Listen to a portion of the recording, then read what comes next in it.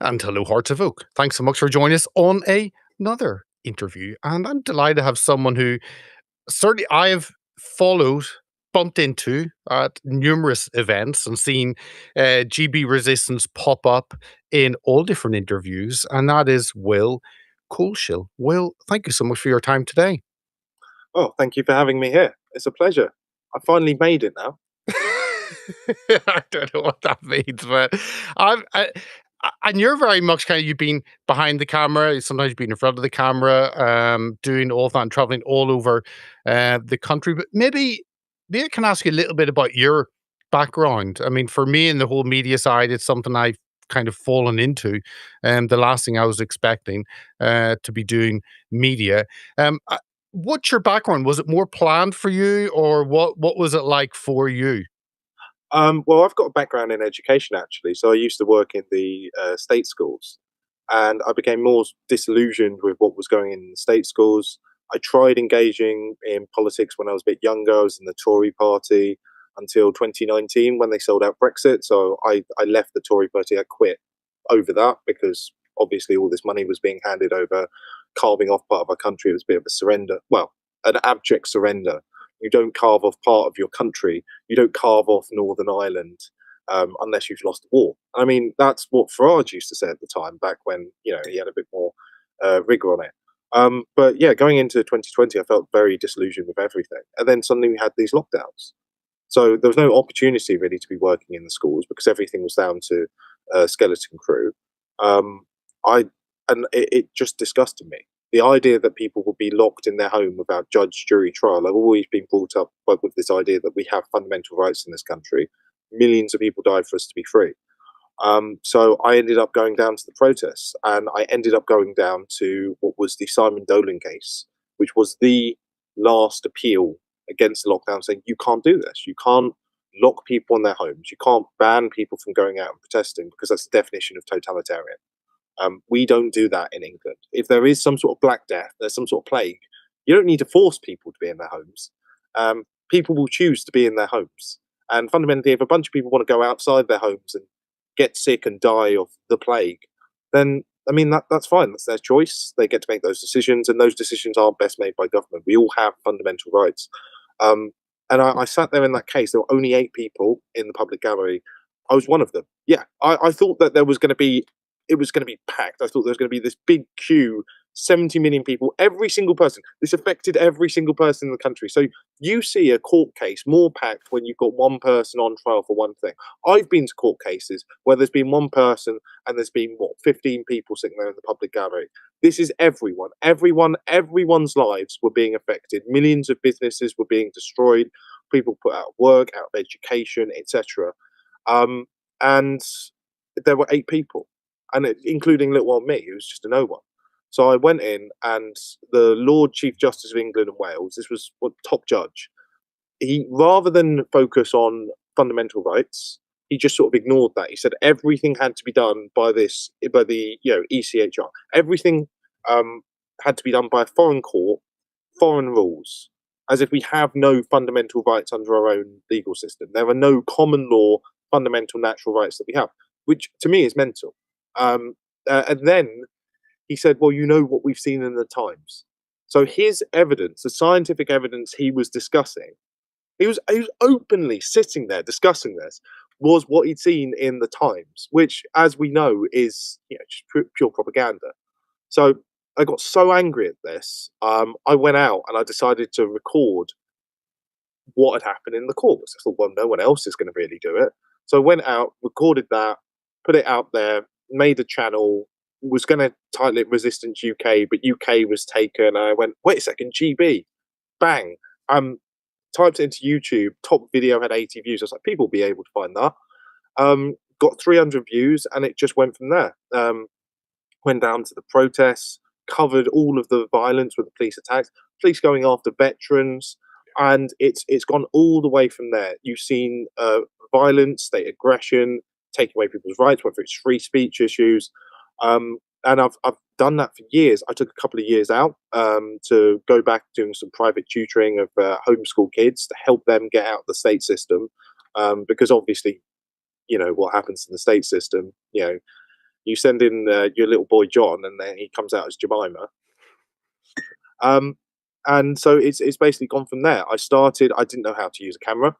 Um, I didn't know anything about editing.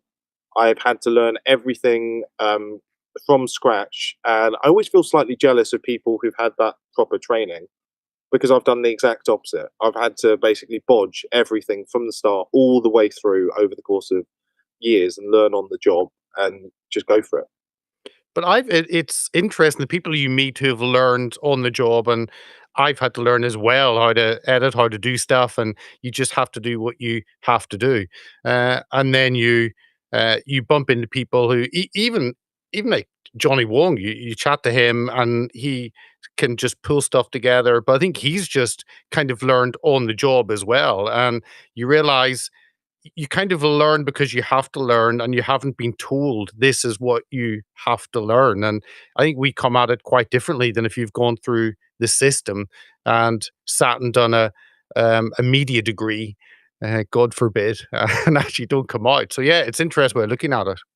Well, I was going to this drinks about a year ago, and there were going to be some sort of fairly high profile or medium profile people there.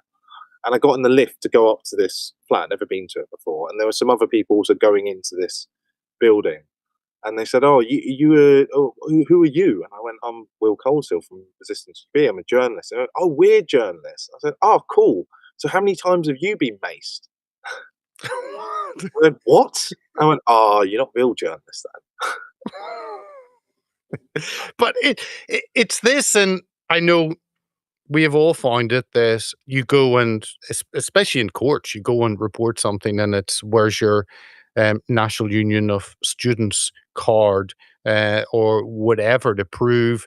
But yet, the whole definition of what a journalist is, I mean, our government don't have the right to define someone who does that. It's simply someone who's doing the job, and what you're doing, just reporting on what's happening, that's journalism, isn't it not? According to the dictionary definition, anyway. Oh, definitely. I mean, the whole point of this country is that we're meant to have a free press, which means that the government it's not a registered profession. The government can't say to you, "You're not a journalist," and then choose to go over to Sky News to say you are a journalist. Otherwise, that enables the government to exclude whoever they like from going around and asking people questions, and that leads to all of this censorship. However, when you get down to the ground level, the police couldn't care less. There is this cartel that operates within the UK called UKPCA, which is a private organisation. It's a private body. You don't have a right to join it. UK Press Card Authority. All they are is an organisation that prints little rectangles of plastic and sends them out to people. And because I choose not to join one of these groups, because within their terms and conditions there is censorship, um, the police will just threaten you. They'll start out usually with threats. Sometimes they start just with violence, but they'll threaten you. They'll get violent with you. They'll beat you up. They'll smash your equipment, and they will throw you in a cell. They'll torture you as well. They'll twist those cuffs and cause as much pain as possible, um, so that you suffer. And no matter what evidence you show them that you're a journalist, regularly, they will just ignore that.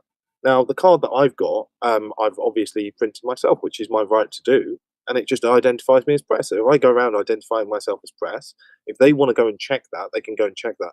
I mean, they know who I am, they know where I live, they've got a great big file on me. They've tried taking me to court, they've tried putting me in prison, they failed so far. We'll see how it goes this time. But they've done all of this. So it's not as if they don't know who I am. It's not as if they aren't able to see my work of more than 1,000 different reports going back over 5 years. No, But exactly. apparently there's some sort of problem with that. I don't know. But we'll get on to your arrest for a citizen's arrest, and we'll get on to all of that. But the whole issue on press. I mean, I'm thinking living in London, maybe I just need to get one of those flak jackets and have press on the back. I think that might be a safe option in London, which is becoming more and more dangerous in terms of knife crime and everything else. And that would show me as a journalist. So maybe yeah, you just need a stab vest with press written on the back. Well, I've got a lanyard. I mean, a stab vest is pretty uncomfortable. I've only worn one on the job once, I think, when there was actually a half decent chance of being stabbed. But with that, that didn't turn out to, yeah, and no video ended up coming out of that. But no, I'm not going to wear a massive uncomfortable jacket. I wear a lanyard that clearly identifies me as press. In fact, I should have had it on me. But one second. I know you're pressed. Don't worry. You don't have to prove to me, Will. I usually wear something like this with a card saying press. And it's simple as that. It's just that easy. And if you're identifying yourself as press, then what can they say? And I mean, it's not as if I'm an unknown quantity. It's not as if they don't know what I'm doing. It's not as if I'm not standing there with a camera filming stuff and asking people questions. Kind of fits with what you're doing. Tell us a little bit about your kind of the ride of GB Resistance, of you going filming. We've all learned how this works. We learned through failing and doing really dumb things, and then realizing that's not the way to do it because no one has told us. But tell us a little bit about kind of going on those marches and filming, and then some of the sit down interviews. Tell us kind of that journey kind of behind the scenes, what that has been like and some of the things you've learned or seen on that road. Well, it's been beautiful. I mean, one of the loveliest things is I've got to speak to so many people, and it gets awkward at some points because I've spoken and interviewed so many people, just going, "Oh, so why are you here then? What brings you down here today?" And I'll do that, 10, 12, 15 times over per protest or event or anything that I'm covering. I get to the point where someone walks up to me and they're like, "Oh, good to see you again," and I'm like, "Oh, nice to see you again." Again, and then like you interviewed me for about 10 minutes. You spent 10 minutes of your life entirely focused on me. I'm so sorry. I'm so sorry. So you're bad with names as well. I'm awful. I know. Oh, I know that person. That's so and so. I think I recognize them. I It, can't it's remember it's her it's name. when you get up to thousands of Yeah. people that it just becomes too much for your head to handle, and I feel awful. I'm just never a person who's good with that.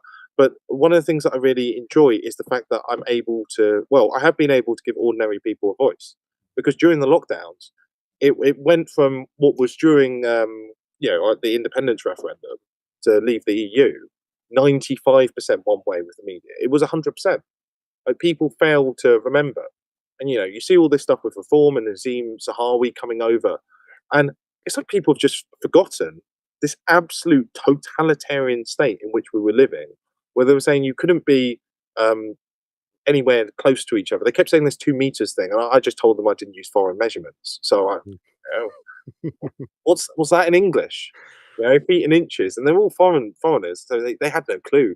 So I was like, oh, great, right. Well, I guess that means give you a cuddle then. um, all of these muzzles, like you've got children coming through who are now socially behind, who've had their learning, their social awareness completely impaired. You've had businesses completely destroyed, and people who have been injured. People have been crippled. I've been interviewing people. I mean, I'm sure you know Fiona Hine. Yeah. Um, she's got an organisation. Truth be told, Yes. had Been to a couple of the rallies she's done. Very good.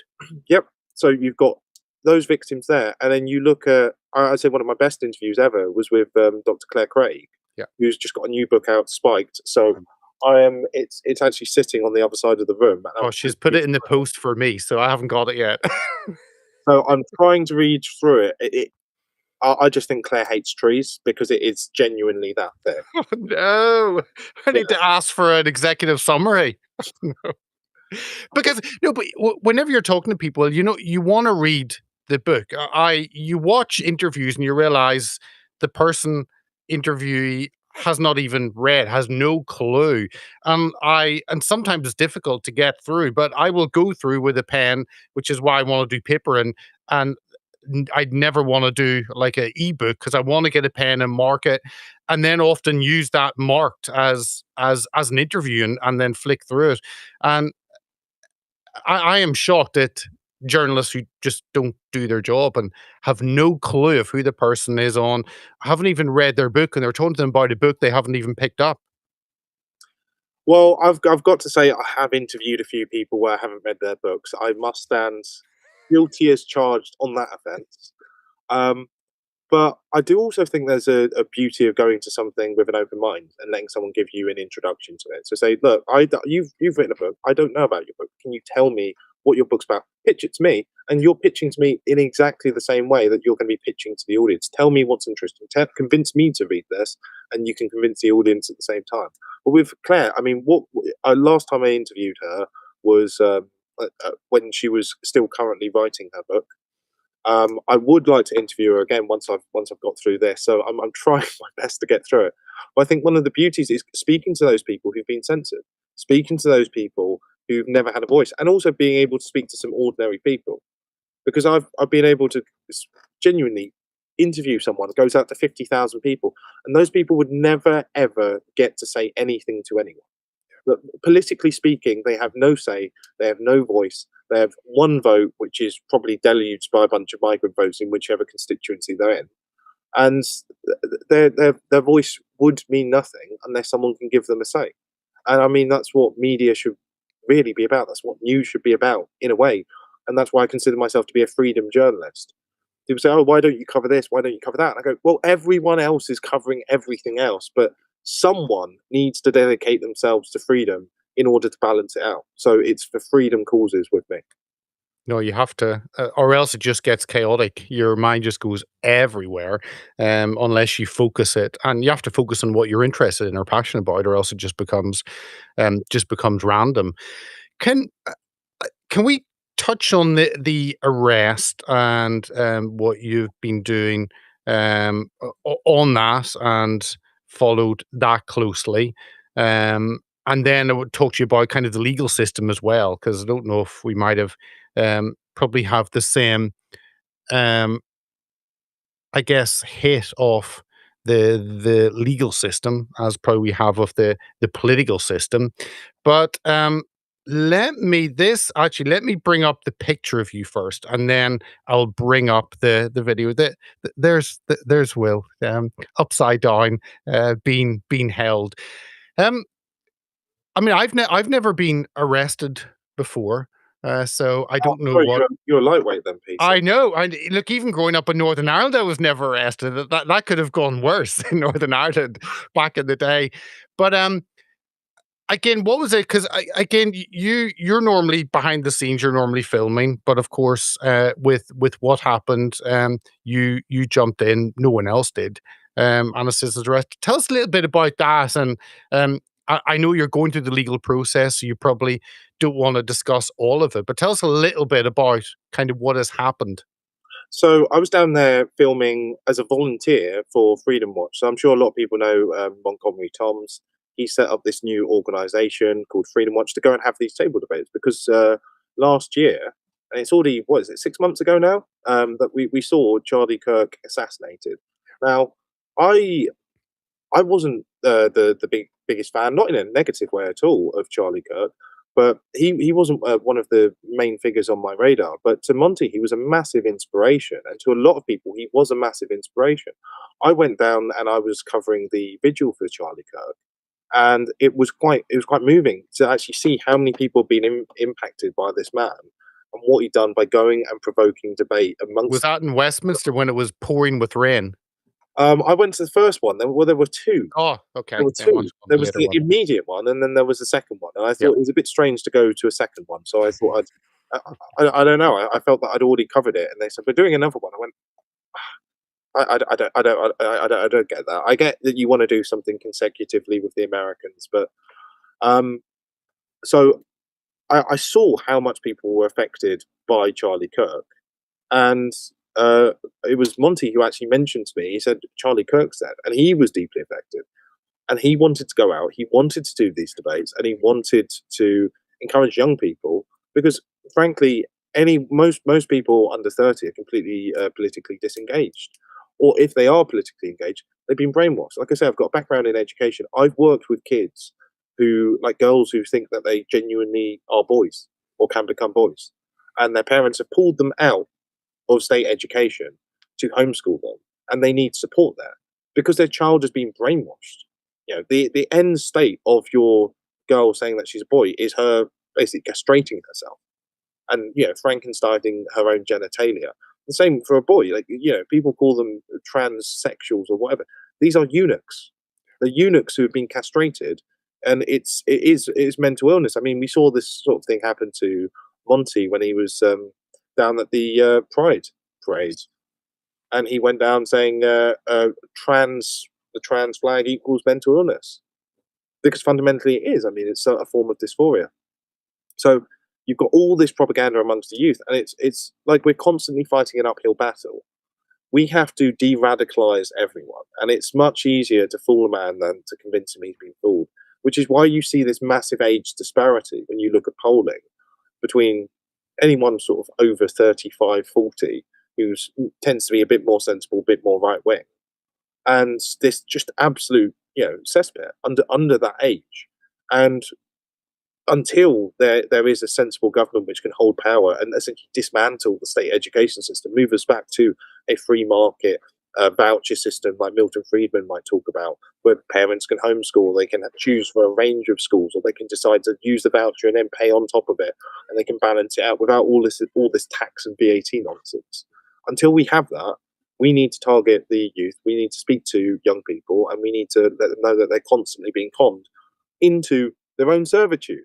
But the idea of anyone under 30 or under 35, to be honest, at this point, wanting mass migration, it's like, do you ever want to own a home? Do you ever want to have, a job where you can have good pay if you happen to be working class or even lower middle class? It's the wage is being depressed. Meanwhile, the house prices are being constantly pushed up. It's just supply and demand. It's not rocket science. It's basic economics. I mean, when I was a kid doing my A levels at college, we did those sort of political polls at the end of the year, and it said, okay, well, you've been here for a year, 2 years. Hands up who's voting this way. Hands up who's voting that way. The economics class was completely different to every other class. It was the only one that was evenly split. We need to be teaching this to kids. We need to teach kids these basic facts, and instead they're following the Pied Piper, which is Zach Polanski, which I find absolutely terrifying. Like they're the ones campaigning for their own enslavement, and I think one of the reasons that we see such hostility from some people who are younger, and we got like a little bit of swearing and this and that. I really think people should have been coming up to the mic. We've done this in Camden. Camden, stereotypically lefty area, had some fantastic debates. Maybe one person swears, and it's just not an issue. At that university, they could have just walked up, and I feel there was a lower level of engagement there than there would have been elsewhere. Even though Monty was actually having a really lovely, peaceful debate with one of the students there when this guy came over and attacked. But I let me play. Sorry, I couldn't find the clip earlier. That's what brought up the picture. Let me play a little bit, just me the first minute or so of this to give those maybe who are not in the UK, the Warren Posse, to see what's happened, because this it's gone far and wide in the UK, but maybe less so in the US. Let me just play part of this clip. We have come. Yeah. We don't like it because they're trying to take our land. Right. Oh. What are you doing? Right. You're under arrest. I have the right to conduct a citizen's arrest, and he is under arrest. I'm detaining him under my breach of police powers. He's not going anywhere. Who the fuck? He can sit here until the police arrives. Sit. He's holding here. He's biting me. He's biting me. Yes, bro. Yes. He's not going anywhere. He's just attacked me. He's under arrest. Relax yourself. Who are you to arrest him, bro? I don't. I just get his arm. Get his other arm. Get his other arm. No, this man is under arrest. Oi, you fucking get off him. No, bro. Get off him. Cop. Get off him. He's just assaulting me. Where we can't say what a leading poll. I have done no crime. I've been here engaging in a public, peaceful debate, and this is how the police act. We'll have the link. People can watch it all later. It's on Monty's. I know, Will, you've reposted. But again, I had huge respect for Charlie. I was utterly gutted. I felt sick. I watched the whole, the 5 hour, the 6 hour memorial for Charlie. And I was just gutted because this was someone who was able to engage in a way that was not aggressive. He understood his position. And even in the last few months before he was murdered, again, understanding the clash of Islam and the freedoms we have now, which is something that most people don't go into. So, huge respect. We don't have that.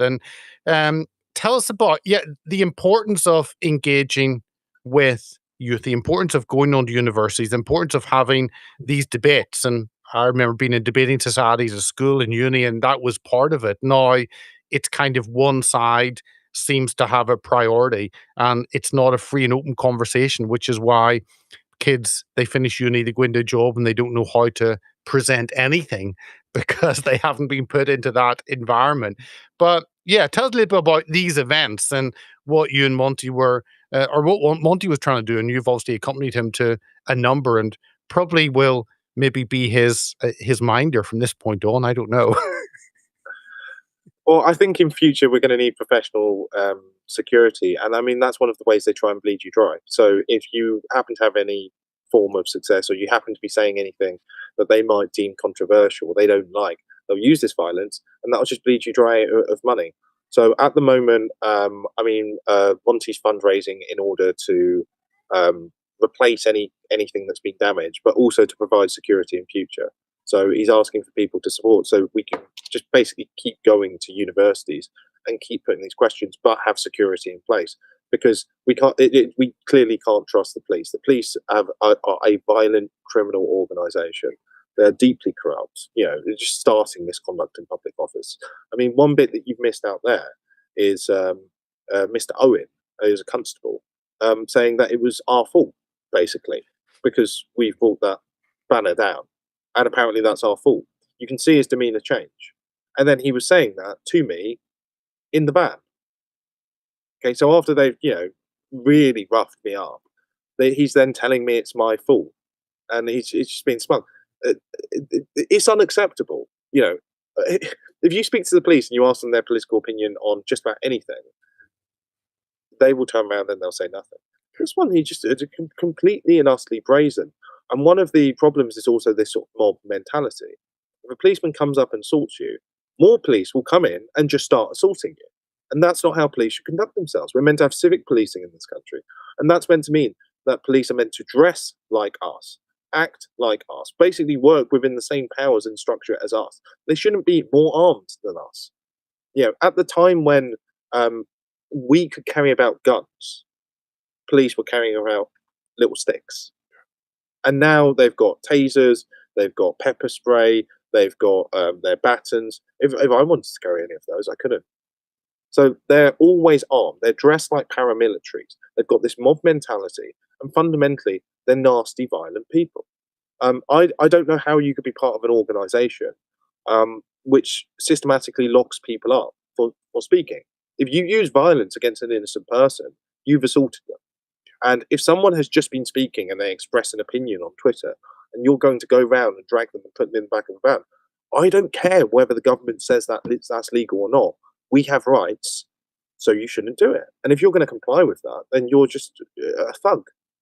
I'm far less scared of some yobbo out on the street assaulting me than I am of the Met Police. The Met Police is the worst and most dangerous gang. And unfortunately, what we do need is we're going to need not just mass deportations, as it said on the banner, but we're going to need mass prosecutions. This country is deeply corrupt. The police are deeply corrupt. They violate the rights of the people in this country. And I don't think it's enough for a government to just come in and say, okay, well, now that's changed.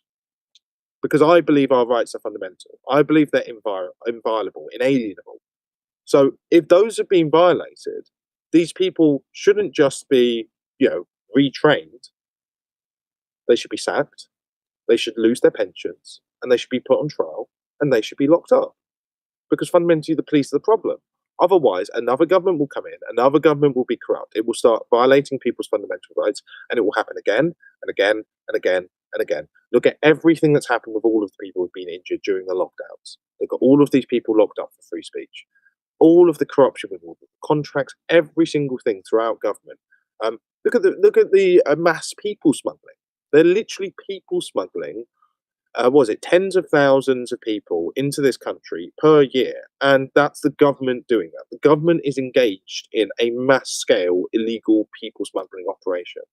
And then those migrants who are coming over are then attacking and endangering the people of this country. Well, it's the government that's responsible. We need prosecutions. It's not enough to just, leave them out to pasture so that the next time that there's an opportunity to do something wrong, politicians can just go, well, so long as I'm in a pack, I'm in a herd, I'm fine. There'll never be any consequence for me. I don't believe in, government by popularity contests. I believe in fundamental rights. There are fundamental limits to what the state can do. And if someone wants to violate them, then I want justice. And I want to see real justice against the Met Police. Like, it's completely institutionally baked. It needs, not necessarily scrapping, replacing. But the people within it, gone. Get rid of it. Like, I want with the police, we in the UK have had a tradition of policing by consent, that the public, they agree that that is how, and that's traditionally why the police have not been armed certainly in England, Scotland, and Wales. In the US, it's quite different. It's policing by force, and the show of force keeps order. Two very different approaches. And I guess the fear of from the government side during all the demonstrations against lockdown was policing by consent. If they were going to lose that agreement with the public, and I don't think we're at that point where the public have completely lost faith in the police, but I think we are certainly moving towards there. But how do you see that? Because again, you go from a position of trusting the police, growing up thinking they're on your side, to actually not knowing whose side they're on, and being maybe more fearful of the police because literally you don't trust them any longer. well, I mean, what it basically puts us in the scenario is a scenario where we literally have no access to justice. We have no access to protection. So if you act to try and defend yourself, then they'll probably come. If you decide that you're going to try going to the police, even though you don't want to go to the police because you know that they're criminal, but you think, well, what am I meant to do? It used to be you could just take someone to a court and it's dealt with at the court. Now you have to take them to the police. So the most you could do is take them to a police station. So basically, you just don't have that option. You have to go to the police. And if they're going to turn up and act like this, then basically we have no access to any form of security unless we pay them ourselves. And even then, when we've got security ourselves, are the police going to target them? Because that's exactly what we see that they do. They even rig elections. They've not just cancelled this election. I remember during the lockdowns when Piers was running for mayor of London. Yes. They went round and the police threatened his leafleters, handing out leaflets for him to be mayor of London. And they said, well, you, because you're a candidate, you can go out and campaign to be mayor of London, but none of your team. So you, as one single man, as one single candidate, can go around all 10 million people in London and leaflet them yourself. I'm pretty sure Sadiq Khan was doing that. No. What is so on the political side? Kind of where do you fit? We'll forgive you for being a member of the Tory Party. I certainly voted for. No, Uh, and you're- having quit before they sold us out to the EU over that. I said you were forgiven, Will. Don't worry, don't worry. That's the part. But I remember voting for the Tories mayor, voting DUP growing up under a Union Jack flag in Northern Ireland, voting for the DUP in Paisley's party, and then voting for the Conservatives, and then becoming a member of UKIP, and for 5 years being part of UKIP, and now completely politically homeless, not trusting reform, not trusting Nigel, wanting a bold leader that just does, wanting a Trump that just does what they believe is right and not worry about a focus group. And and of course, Nigel back in the day telling everyone, just get jabbed, just do what you're told. Um, we don't seem to have a big figure. We've got obviously Rupert, we've got Ben Habib. And how do you kind of see the political landscape? Because my worry is in 2029, we make it something which is a little bit better, but we need something a hell of a lot better to actually fix the country. Well, I was speaking to David Betts late last year, on a Battle of Ideas. I was doing a UK column thing, and he said to me, even if we do get a really radical government, it may be too late because people will just demand the change then and there. They'll go, okay, you're our guy, get it done now, now, now, now. And you've only got 5 years, and really your political capital is exhausted within maybe 3. So they have to be completely on the ball. With reform, you know, Farage seems to attack people who are 1 inch to the right of him. And he's consistently done this throughout his career. And then when he moves right, it's then okay. If you then occupy that position that you've held the entire time and you haven't moved, he's now gone to the right of you. Well, that's fine. But you doing that before him, that was unacceptable. I don't think that's the way to run a political party. I don't believe that it's a way to treat your members. I believe that it might be a shrewd Machiavellian political game, and it may be working to some degree, but I don't really think it's necessary. And I think what he was surprised by was the backlash at Rupert Lowe, because he's done this during the European Parliament. He's kicked out a whole bunch of people. I think there was one point at which he kicked out over half or around 3/4 of the MEPs were just kicked out. But you can't do that with MPs. Like, MPs aren't MEPs. It's not some foreign parliament a million miles away. It's right here at home. So he's had one hell of a backlash over Rupert Lowe, and it brought out everyone else that he's gone for. Whether it's Catherine Blakelock, whether it's Stephen Wolfe, whether it's Ben Habib, right, whether it's Howard Cox, who feels completely sidelined. All of these people, Godfrey Bloom, all of these people come out the woodwork. You've got councillors. He had a whole group of councillors join from up there, Van Amber Valley. Alex Stevenson. And there was Alex told us there was something very dodgy going on with the votes in one of the wards. He's then phoning up Farage and Tice, and then Farage and Tice go, "Oh, don't worry about it, just leave it," because I think they were worried that because he'd been vocal on the lockdowns, everything like that, would be a bit too extreme. Why is it that he rejected Andrew Bridgen as a candidate? Andrew was there texting him saying, right, you're back, there might be a shot at this. Are we going to do this? And Farage just doesn't respond.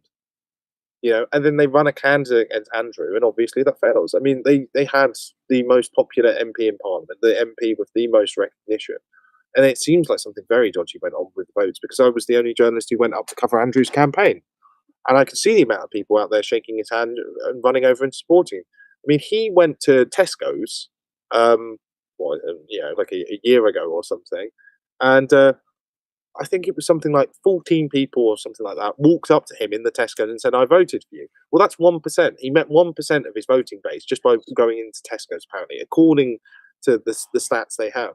And we know that there's corruption with votes. Farage himself talks about it in Peterborough, which the Brexit Party should have probably won, except for these postal votes where you've got this foreign bloc vote.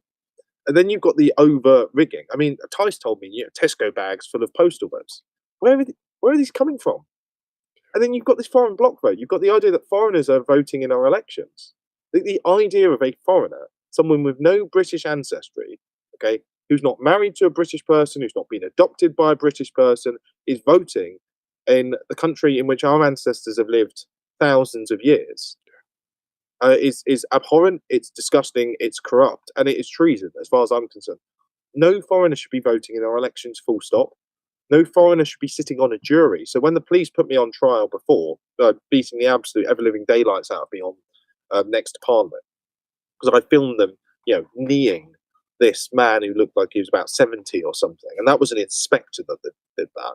So it appears it was 2 underneath him who then decided to go for me with the fists and everything. And then they put me on trial, came up, committed perjury, said that I bit them, right? No bite mark, no saliva, nothing, right? Oh, he bit me. Okay, well, I guess that's enough, because the police always get priority. We need to strip the idea that police should have priority in the courts. And we need to start putting them on trial. I mean, I found not guilty. The police don't care. The police don't care if you're reporting them committing crime. They honestly couldn't care less. I mean, when I was in the police station, I was constantly saying, I have been attacked. Okay, I've been assaulted. This has been reported as a crime. Couldn't care less. They only care that they've got some sort of issue with me. They've got an agenda against me. I had the wrong banner. You know, I'm clearly they've got this whole file on me. The best bit that it says, though, I think, is outspoken critic. One of them accidentally read that out one time. He was reading my piece file in front of me. He was like, "You need to give us your name." I'm like, "William Coleshill." Was this outspoken critic? I'm like, "Oh, that's lovely. I'm going to stick that on my business cards." Tell let's finish off just on the legal side, because I've often seen and talked to many people, and the process does seem to be the punishment, where courts are completely collapsed and not working. And tell us about you and your involvement, because you you kind of have to trust yourself with the court system, even though we have zero trust in it. And often what happens is people get an apology a year, 2 years later. That's after you've been through the process and your life has been attacked and decimated financially and many other ways. But oh, don't worry, you get an apology. It's too little, too late. I mean, can you actually win through the court system? It is possible to win. I mean, primarily if you've got a jury, but I don't think winning is really winning. Winning is when finally these people are prosecuted, they're taken to court, but they're not going to be taken to court. I mean, the capacity to crowdfund is quite difficult, so you need to crowdfund, even where you do crowdfund, to then sue them. This is generally a zero sum gain. I mean, you generally end up losing money on this. So it's really difficult. I mean, Robin Tilbrook who I've interviewed before, is doing some fantastic work suing the grooming gang perpetrators. So where they've been convicted, he's now taking their homes off of them. And it is so agonizingly slow. Obviously, it gives them time to try and hide the money. And it costs money. I mean, this thing shouldn't be costing money. This thing should be making money. If you're taking their home and the victim gets compensation, they go, "Okay, do you know what? I'm going to give you 20% of this, so you could donate to going and doing the next one." This should just kick the ball rolling. Instead, he's constantly needing financial injection in order to go after them. I mean, Rupert Lowe, with his grooming gang inquiry, fantastic work. He's talking about having private prosecutions afterwards. These are going to cost a fortune. I mean, So unless he's got lawyers to work for free, they're going to cost an absolute fortune. So they you will. can't get justice in this country. And Um, on that, because I've overseen the case, that Robin is the solicitor, and sometimes talk to Liz twice a week on that, and that's 5 years. And Lord Pearson put the money into it initially, but we're now 5 years along. The judge awarded £450,000.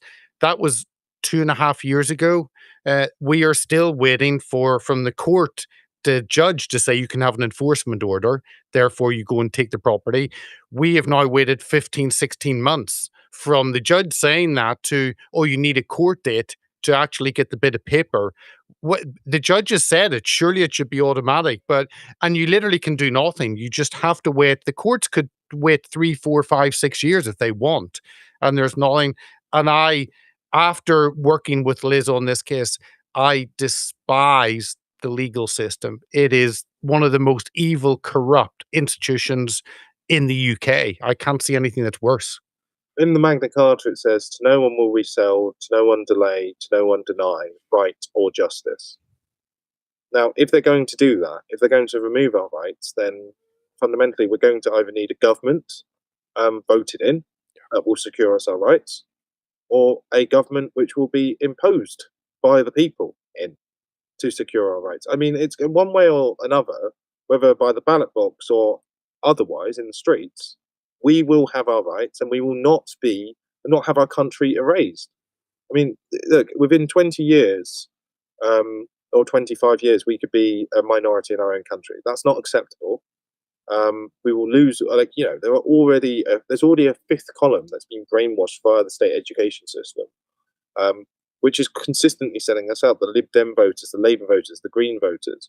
Labour at this point is basically just the party of the migrants. The Greens are now angling to be the party of the migrants. These people shouldn't have a say.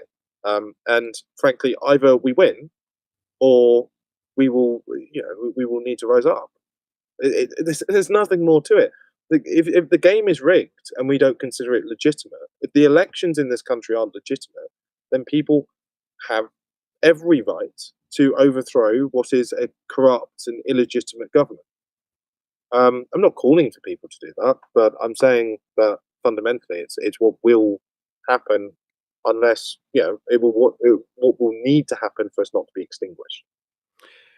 And just to finish, so you're standing up for yourselves. You didn't take that abuse and attack by the police. You've actually, I'm sure you're looking at legal side of challenging them. And so how is that? How can people support that? How is that going? As little or as much as you can say about that. So at the moment, the only request for funds is just to repair anything broken and get security in future. So at the moment, speaking with lawyers, working out what our plan of attack, not violent like all the other lot who seem to like being attacking me. So plan of attack is replace stuff, get security in future, make sure that we don't need to rely on the police again because they are violent individuals. At some point, I may start crowdfunding in order to pursue them legally, but I'm not doing that at this point. I don't just want to be one of those people who sticks out this link and it's like, oh, we're going to do this and that and the other. And I know you probably get more money doing that straight away, saying I'm going after them in this way and that way. I'd rather have a better pitch of what's happening, how we're going after them, and have it set up with the lawyers where the money would go and everything, if that's necessary. Before I seek money for legal avenues. But I'm sure if I end up doing so, I'll be back on here to talk about that. Definitely. It's always the door's always open to you.